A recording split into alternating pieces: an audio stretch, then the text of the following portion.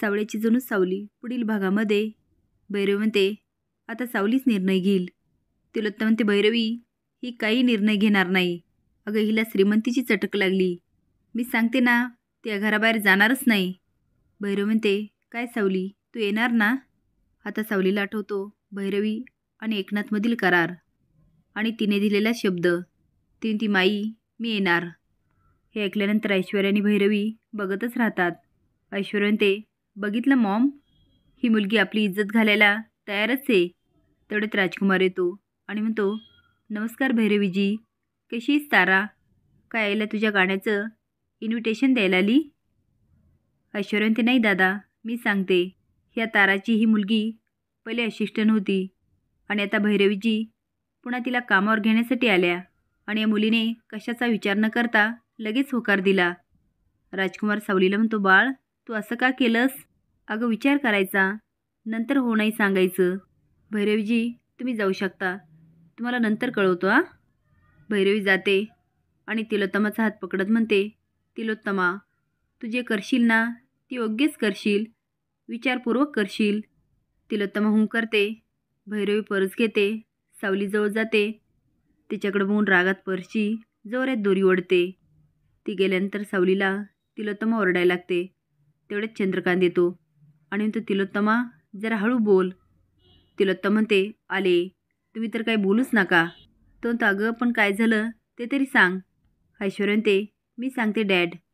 आता ती झालेला प्रकार पुन्हा चंद्रकांतला सांगते. त्याचा पण चेहरा पडतो. पण नील म्हणतो, ऐश्वर्या काय हरकत आहे? अगं हे काम करायची सावलीची इच्छा आहे ना? तिलोत्तमा म्हणते, नील तू बरा आहेस ना?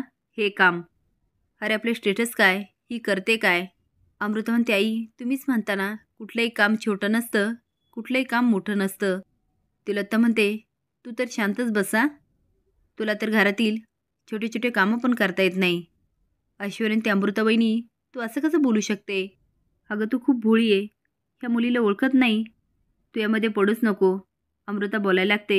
राजकुमार म्हणतो, बास तू जा आणि सगळ्यांना बोलून ना, तू हे कामच छान करू शकते, बाकी तर तुला काहीच येत नाही. चंद्रकांत म्हणतो, काय हरकत आहे, तिला करायचं तर करू दे काम. तिलोत्तमा म्हणते, झालं, यांचीच कमी होती. राजकुमार सावलीला म्हणतो, बाळ आता तू ह्या घरची सून आहेस, ह्या घरचं स्टेटस इज्जत तुला कळायला पाहिजे. ठीक आहे, आता तू होकार दिला ना, कुणाची परवानगी आणि कुणाची नाही असं होण्यापेक्षा आपण वोटिंग करूया. ऐश्वर्या म्हणते, दादा वोटिंग आणि या मुलीसाठी हिची लायकी आहे का? तिलोत्तमा म्हणते, राजकुमार एवढ्या छोट्या कामासाठी वोटिंग?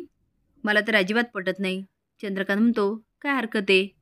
ऐश्वर्या म्हणते, ठीक आहे, एवढं जर सगळ्यांना वाटत असेल तर होऊ दे वोटिंग. तसं पण सगळेजणं मॉमकडूनच आहे.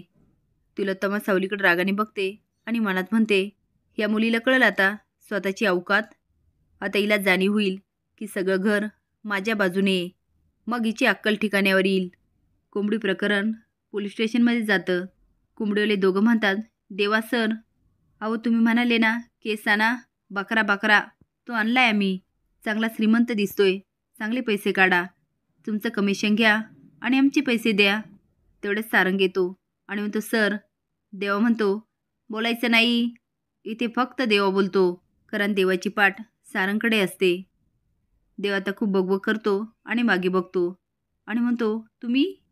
आता सारंगला आठवतं देवाने तिची मदत केलेली. देव उठून सारंगकडे जातो आणि म्हणतो, तुम्ही? पण तुमचं नाव काय? तो म्हणतो, सारंग. मेंदळे म्हणायला लागतो. देव म्हणतो, बस बस बस सारंगजी. आता त्या कोंबडीवाल्या दोघांना खूप मारतो आणि हवालदारला म्हणतो, टाका यांना आतमध्ये, कुणाला पकडायचं कुणाला नाही हे कळायला पाहिजे. सारंग सर माफ करा, आमच्यामुळे त्रास झाला, मी देवा आठवतंय ना. सारंग म्हणतो, देवा? तो म्हणतो, नाही नाही नाही, पुढे काही नाही आणि मागे काही नाही, ओन्ली देवा.